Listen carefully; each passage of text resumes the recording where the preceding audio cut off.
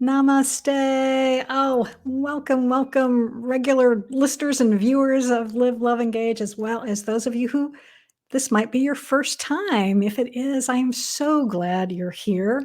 And for those of you who might be joining us for the first time and you missed the intro, I am Gloria Grace, the light messenger, also a spiritual alignment coach, and I really love helping women to pursue their dreams and to be able to live their best life now.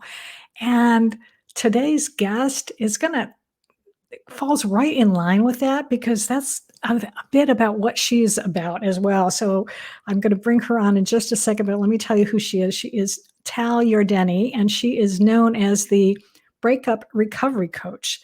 Having gone through her own heartbreak and being on the other side of it, she is super passionate about helping women let go of their ex, learn to love the F out of themselves, and be ready for their best relationship yet inside of her group coaching program, which is called the Breakup to Badass Formula. I love that name, by the way. So I'm going to, without further ado, bring her on to the show. So welcome, Tal, to Live, Love, Engage. Thank you. Thank you for that wonderful intro. And thanks for having me, Gloria. I'm excited to speak with you. Well, I am too. For those of you who have been, for instance, possibly listening to this for the last year, you may have noticed occasionally I have brought up the fact that I am separated at the moment from my hubby, who's a wonderful guy, and we're it's time. It's time for a change. Let's just say it that way. I'm going to leave it at that for the time being. So I know my story, but I want to know your story since I sort of alluded to it a little bit, having gone through your own heartbreak. So, what Mhm. was it about that really did kind of catalyze you into this new movement of being this breakup recovery coach? Yeah, great question. So, this thing called the pandemic happened. I don't know if you've heard of it. Yeah, And sounds familiar. might have been affected. And so, prior to that, for 13 years, I lived in New York and I was a performer. I was a singer and an actress, Oh, doing my thing. And during that time, I had gone through a series of what I like to call hot mess express relationships. And during the pandemic, I really had the time to reflect and take the time to look and see, what were the patterns there and why did this keep showing up in my life? And to be able to do some of that really deep healing. And also, I had to see what I was going to do career wise because my industry had shut down. So it was so interesting. A few of my friends kept saying, life coach, life coach, life coach. And that had never come to me before. But I really sat with that. And I felt like that I was led to that. And so I looked into certification. I got certified as a life and relationship coach. And then when I was thinking about who do I want to work with specifically, I got the idea I want to work with women who are going through a breakup or a divorce because I have lived that experience and I know how painful that is. And being on the other side of it and how I got myself there, I had wished that I'd had something that I created now. I wish that I'd had that for myself then. So I mm, knew that it would be super useful because when we're going through something, I really do believe it's one of the most painful things you can go through in life. And when we go through something like that, you feel so alone. You feel kind of like you're on your own island. And so I created this program because I wanted women to know you are not alone in this. We tend to shame and blame ourselves so much when we're going through something like this. And so I wanted women to know you are not alone in this. There is a way to move through this. This can be something that grows you, even if it is freaking painful. And I wanted to have a safe space so that women could do that and go through that.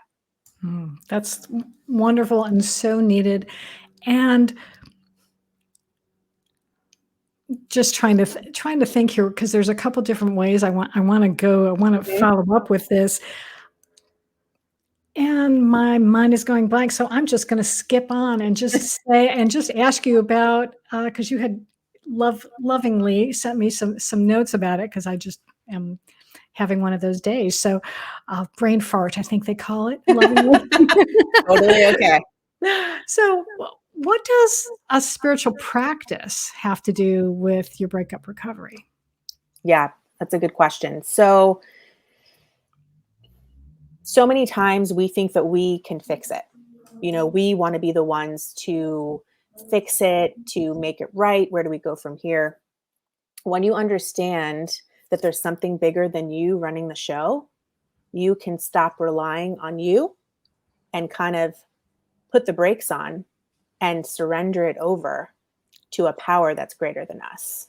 When you understand that and you understand your oneness with this power, it's life-changing and transformative in so many ways, because for so much of our lives, we're trying to figure it out. How do we do this? How do we get to the next step? How do I, we're fixers. And so when we allow for a power greater than us to lead us and to show us, it can really put you in a state of awe.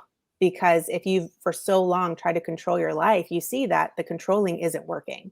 And so it doesn't mean that we become complacent in life, but it means that we're asking for guidance. And when you're asking for that guidance, you are going to get clear direction and clear guidance. And you've probably gotten it all of your life, but you maybe haven't been connected to it, so you didn't know to trust it.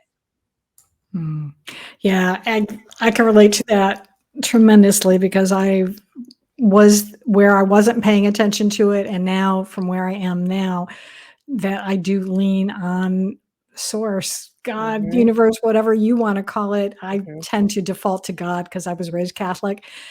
And even though I'm not practicing it anymore, that's still the word that's most comfortable to me.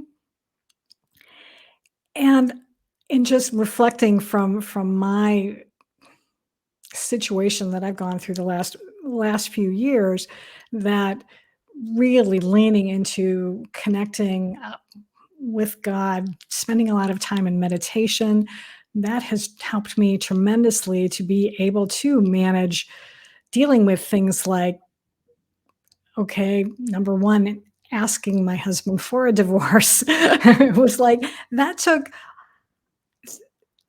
me, well, technically years that I was sort of daydreaming about it, but then when I finally made the decision, it still took me another year to actually Mhm. go to and actually talk to him about it.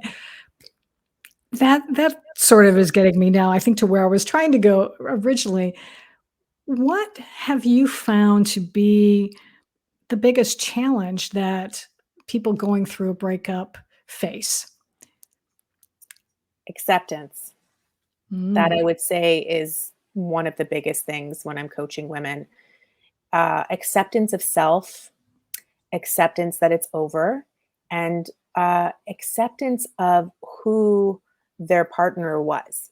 Because what happens is that when we tend to break up or get a divorce or a separation, we start to romanticize that person, which means that we look at just the good parts. And it's not about villainizing your ex, but it's really seeing your ex in his her totality. There were things that weren't working. There were things that led you to this point, but what happens is our brain really wants to just hang on to those good times. And so that's where I find that women get stuck, because they've now made their partners out to be the best thing in the world. And then we have to really look at it and take honest inventory and get them to a place where they can look at it and see it for what it was. Take the good with you, the bad we're leaving, and to actually move forward instead of having that good keeping you in your past stuck and wanting to go back to that relationship because that's all you seem to remember. It's like mhm. this like amnesia we've just gotten. And listen, I've done it myself. So I really understand where it comes from. And it's really protecting us from our pain, because that pain is so it's overwhelming at times, and it's so intense. And So I'm we glad. Oh, I'm sorry, I'm sorry. No, I no, was good. just gonna say, is it maybe also the fear? I mean, fear of, like, Of starting a life course. on your own? Of Yeah, course. Of yeah. course. Acceptance is one thing, fear is another, because you're grieving now. You had this whole vision for what your life was going to be, and now in an instant it's no longer, right? So that's so scary. That's like someone losing, if someone loses their job, major things that happen in our lives, it's very scary. From a spiritual perspective, it can be beautiful and a clean slate, but it doesn't mean that in the moment it's like, holy crap, what's next? Where do I go from here? This plan, this future that I saw with this person is no longer. I had built a future in my head of what our lives were going to look like together. And now that's been taken from me. Where do I go from here? Mm, yeah. It is definitely something that I've worked through. And what's interesting, and maybe you can speak to this as well, is because I believe it is similar to grief, that there are these waves where you feel like you've got everything together, and then all of a sudden, perhaps you're having to figure something out, like looking at your financials, and then it's like, "Oh god, what am I doing?" Have you found that in Oh my that is gosh, similar? yes.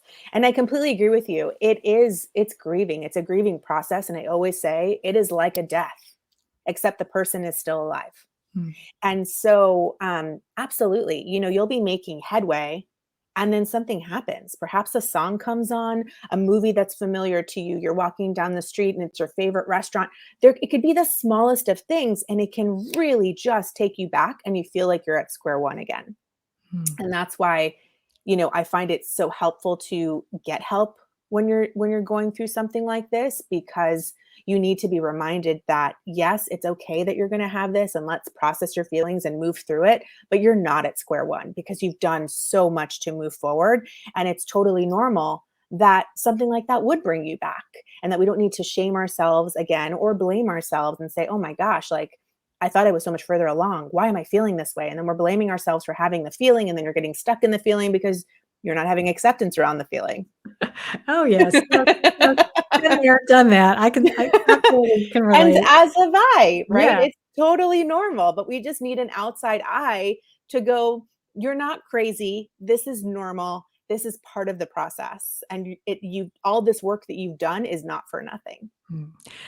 Yeah, thank heavens for that. I think that's so important to know that you do, that all this work is paying off, Mhm. and even if there's some short-term pain, the long-term gain can be so good. I mean, I was actually just out for a walk earlier before we got on this interview and just going, "I love living where I'm living. It's so nice. I feel so peaceful here. It's so great." So, there's Beautiful. hope. Absolutely. There's hope for you. What does Oh, actually, I wanted to ask you about what is if someone is coming to you and they're working with you about this, what is like the first thing that you either help people with, or what are the first things that maybe even like a limiting belief, or a what's the word I'm looking for? Some kind of uh, commonly held belief that they have that needs to be changed, or how Yeah. do you deal with that? Yeah. That's a great question. So, one of the first things is that we work on giving yourself closure, because there's this misconception that we need closure from our ex in order to move on. And that's one of the things that will keep a woman stuck, is that she thinks she needs to have that one last conversation or that apology, something like that, where she feels, until I get that, then I'll be able to move on. But until then, I can't move on. And so I really help you to give yourself closure. And that's super important because we want you standing in your power. So when we're waiting for someone else to give us the okay to move on, we're giving our power away. But when we say, okay, I am taking ownership of this, I am looking at my side of the street, I am looking at how I contributed. And it's, again, not to blame yourself, but again, awareness is super important. Then you can say, I don't need that apology because I know what's true for me. And I don't need them to tell me that I know what they did, that they know what they did was wrong, because I know it was wrong, or I know what it was for me. And that's enough. And so that's enough for me to actually move on. Hmm. Do you find that it makes a difference at all between a person instigating a breakup, or divorce, or it happening to them? I actually think both are equally as hard. Hmm. I think it takes a tremendous amount of courage and bravery to walk away from something. And I think it's also equally as hard when it's been taken away from you. Hmm. So, there is this misconception that if you've walked away, it must be easier to move through it. No, it's not. And I'm sure that you can attest to that, right? And I've had my own experiences where I walked away. I wasn't broken up with, I walked away. And those were some of the most painful heartbreaks for me. Yeah, I think it is, as you were talking about earlier, that you have this idea of how things were going to be, and either you may feel like you're a failure now, perhaps because you're just throwing in the towel in a way, and at the same time, it's not that, because you are choosing you. You're choosing Mhm. to be able to say, "No, this is not the life I want," even though I thought it was at the time, but things have changed and I need to be kinder to me, which brings me to my next question, because it was something I think you talk about, that you say that self-love as we know it is BS. So I'm a big proponent of self-love, so I would love to know what you mean by that, and yet that it's still helpful. Yeah. So, we tend to confuse self-care with self-love. And so self-care is, I'm going to go and get a massage. I'm going to go and treat myself. And all of those things are lovely. I'm going to take myself on a trip. Love all of those things. But that is not where deep healing lies. True self-love is when you no longer abandon yourself. You become your number one. You put yourself first. As women, we are not taught that. In fact, it's usually the opposite. We are the last. We are the caregivers. We take care of everyone else. We want to make sure that everyone else is okay, and we kind of put ourselves on the back burner. And I teach you the exact opposite of that. I want you to become your own best friend, which means, how do you talk to yourself, right?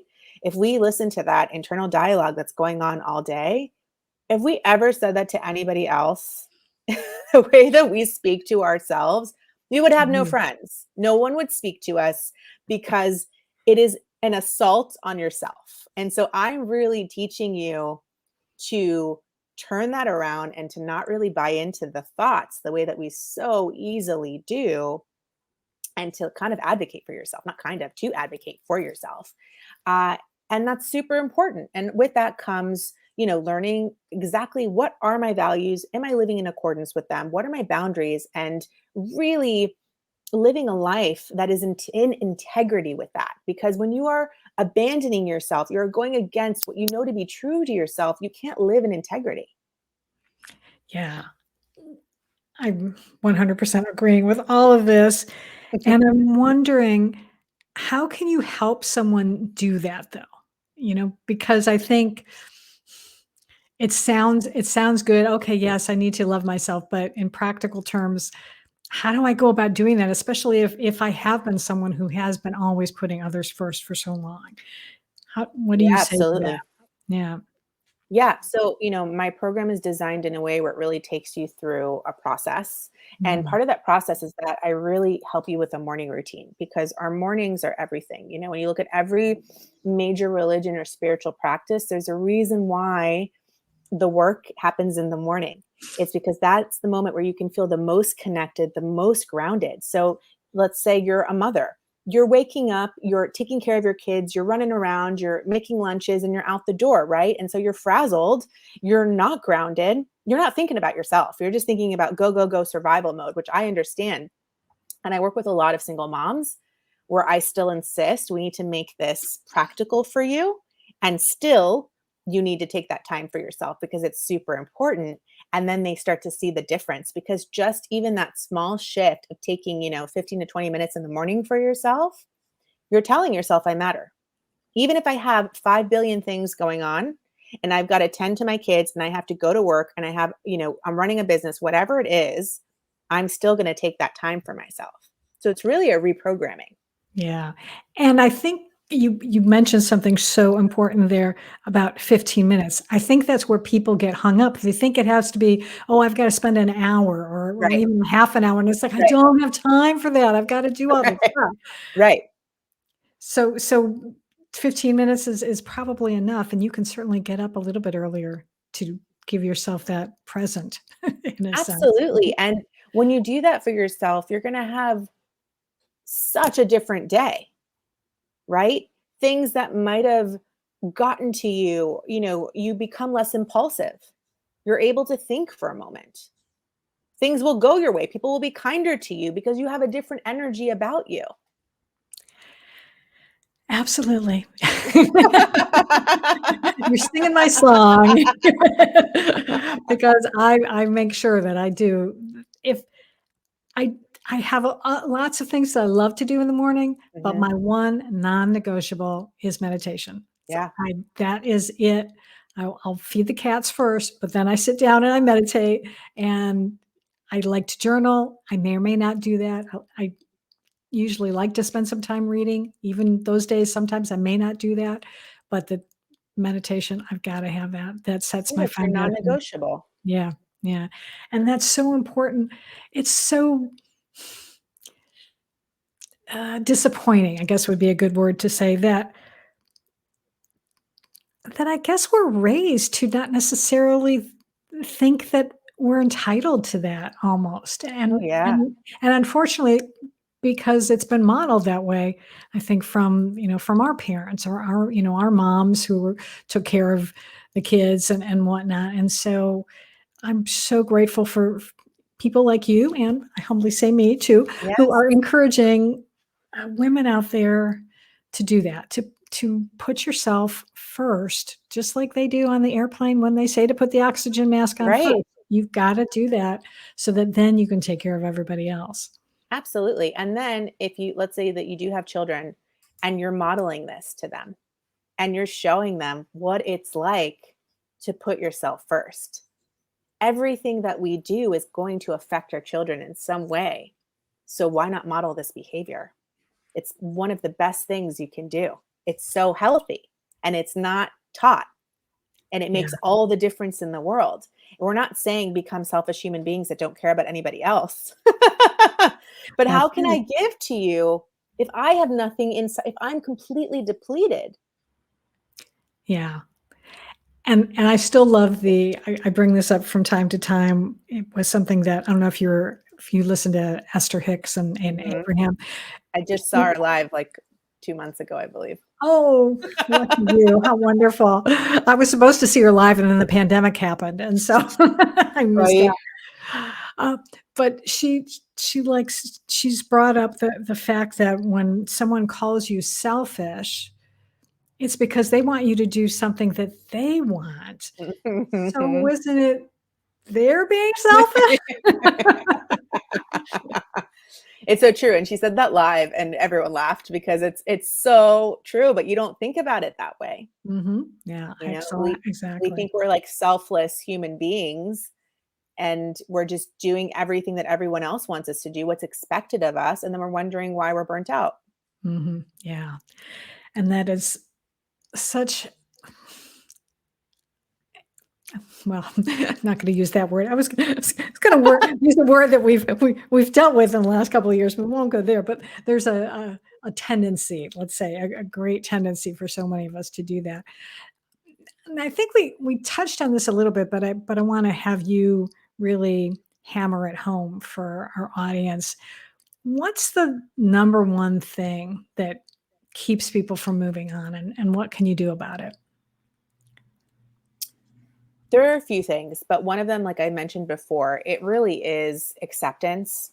And then the other thing that I hear so much, I am never going to have a love like this again. I'm never going to find someone else.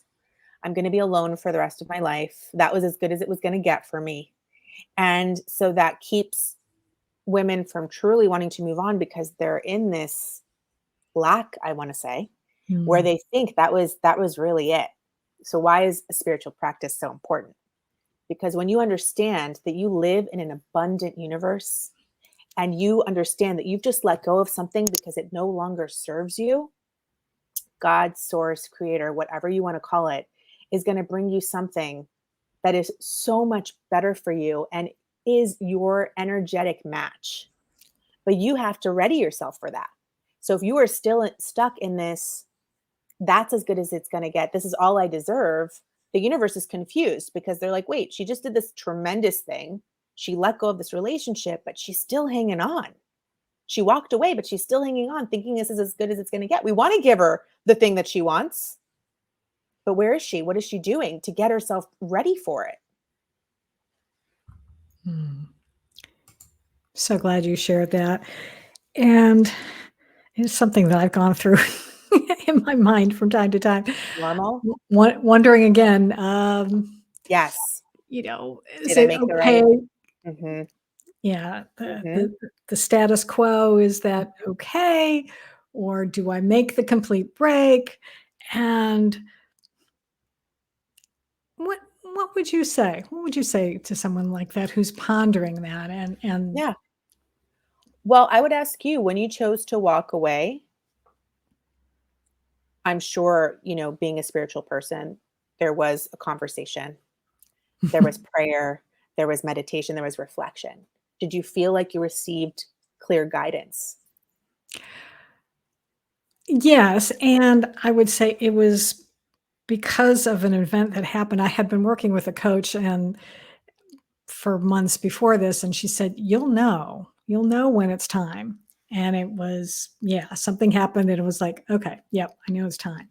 Yeah, And then there's still the practical things that you need to go through, like figuring out finances, figuring out, and if you're married with children, for instance, or even if you're living together with children, then if they're still young, then you've got to be able to deal with that, figuring out right, things like, practical things like child support and all of right. that fun stuff. So, what I've come to for myself is that it's okay. And I'm saying I'm not stuck. It's okay to be where I am right now, Mhm. knowing that I will get to where I want to be. And right now, I'm laying the foundation to do that. So, Absolutely, yeah. So I think, absolutely. yeah. What do you think about that? And I hope I'm not. I don't feel that I'm justifying it. I do feel that I'm making progress. I go slower at things, That's and okay. I'm It's not okay a with race. that. It's not a race. It really depends on what it is that you want for yourself, right? So some women come to me and they really want to be in a loving relationship again. Totally okay. Some women come to me and they're like, I just want to learn how to be okay with being me. I've been in relationships all my life and I want to spend some time with me. And so getting into another relationship is not the end goal here. So there's really no wrong answer. It's really, what is it that you desire for yourself? Regardless of whether you want to be in a relationship now, later, never, there's no wrong answer. There's no shame. It's whatever that you desire for yourself. But doing this kind of work will ready you in a way where you are going to attract so differently than what you had before, because you've really taken that time to tend to yourself. Let's say you don't want a relationship.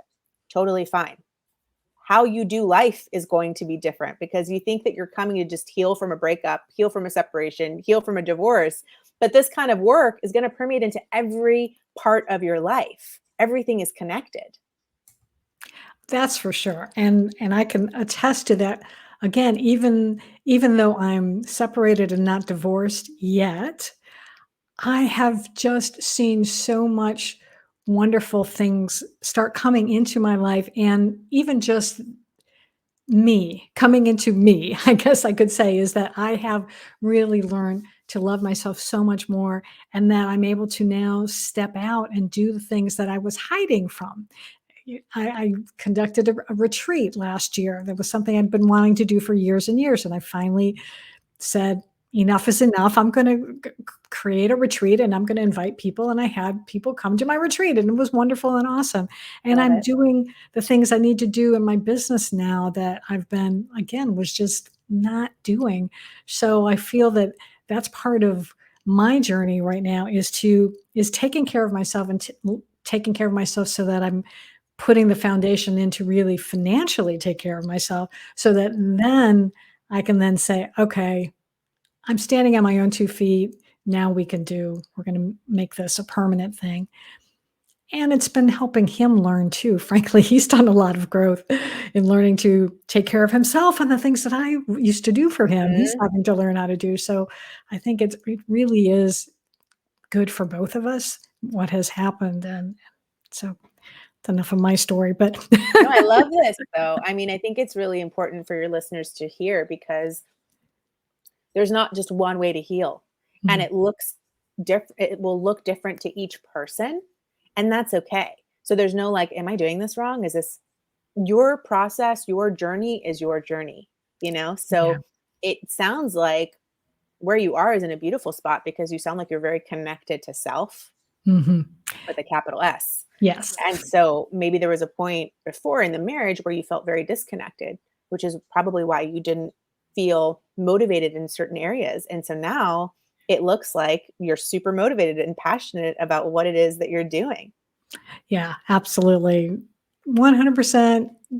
That describes it to a T. Sure. So I wanna just, not exactly change gears, but just wanna talk about you for a little bit just Mhm. to find out.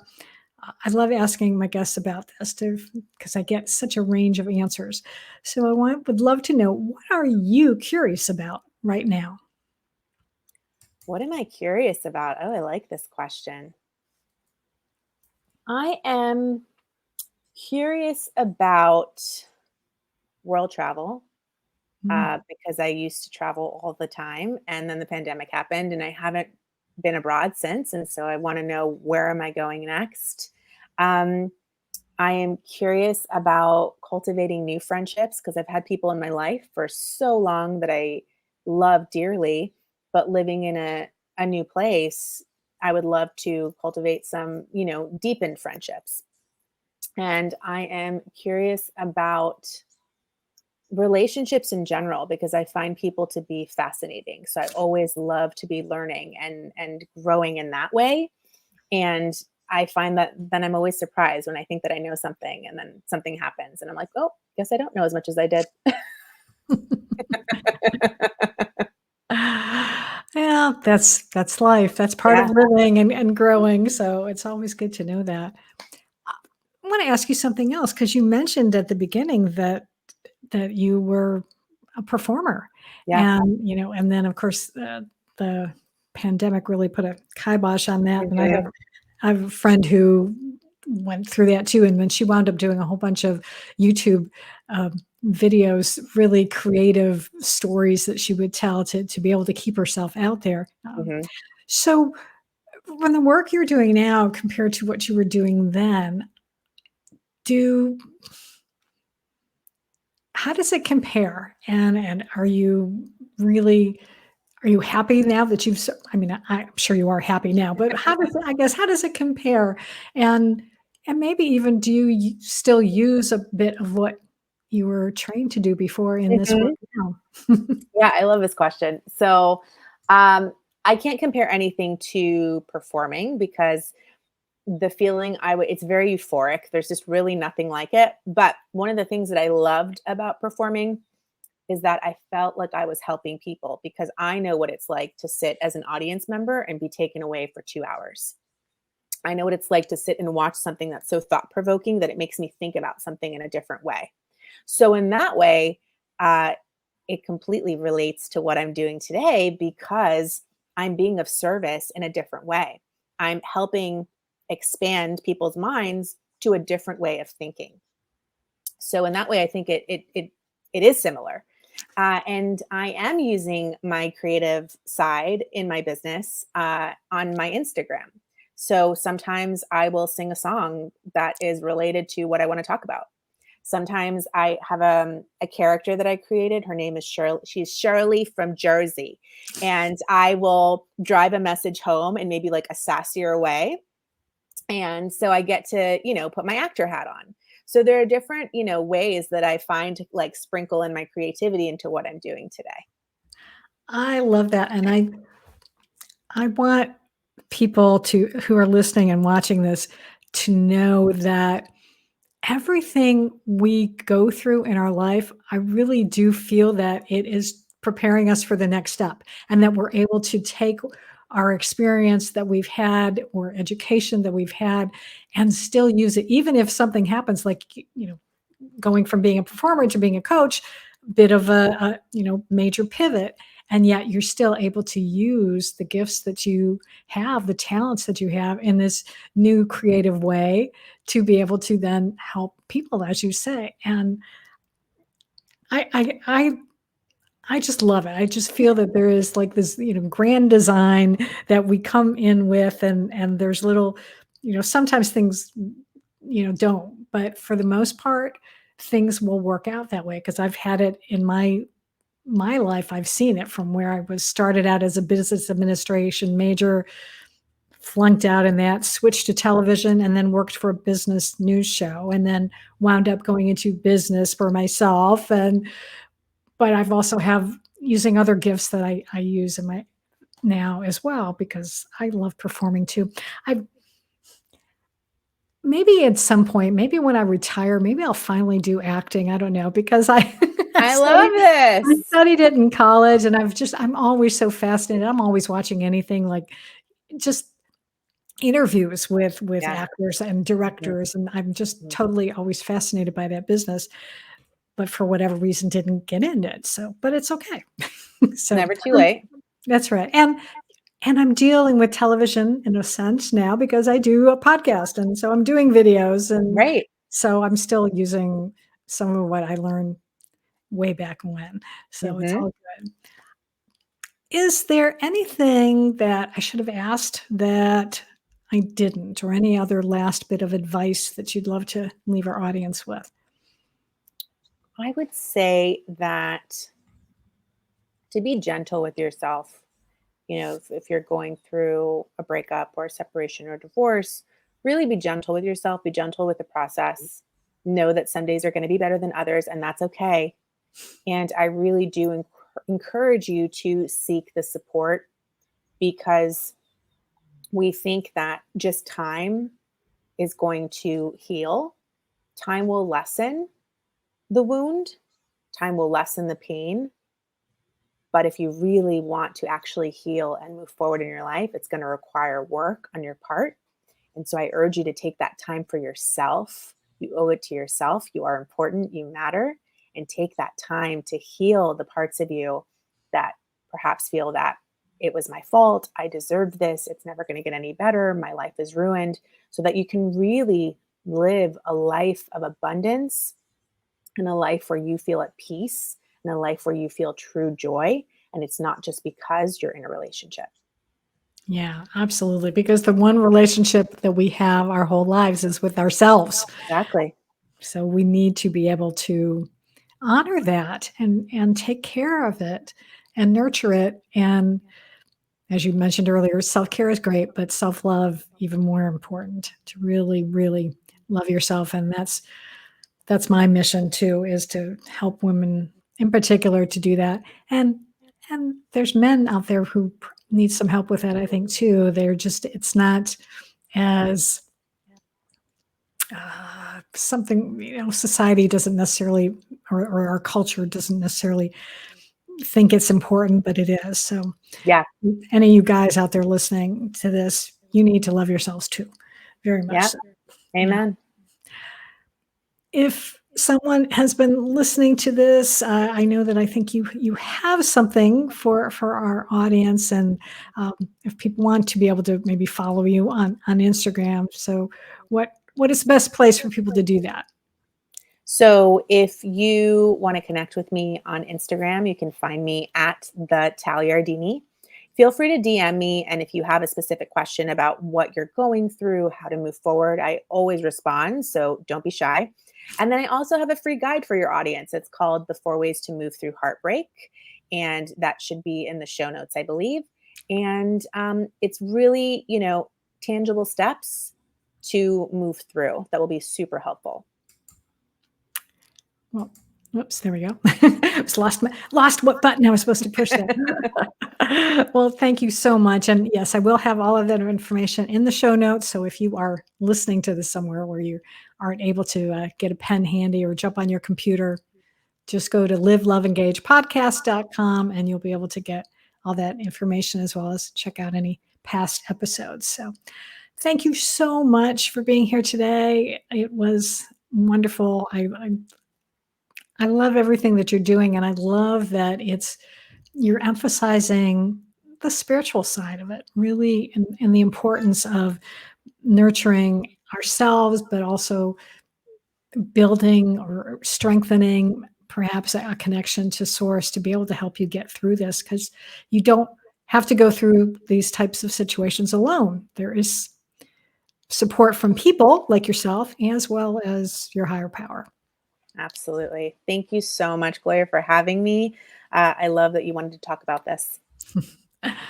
Well, I thank you. And I also want to thank all of those of you out there watching and listening. And I so appreciate each and every one of you.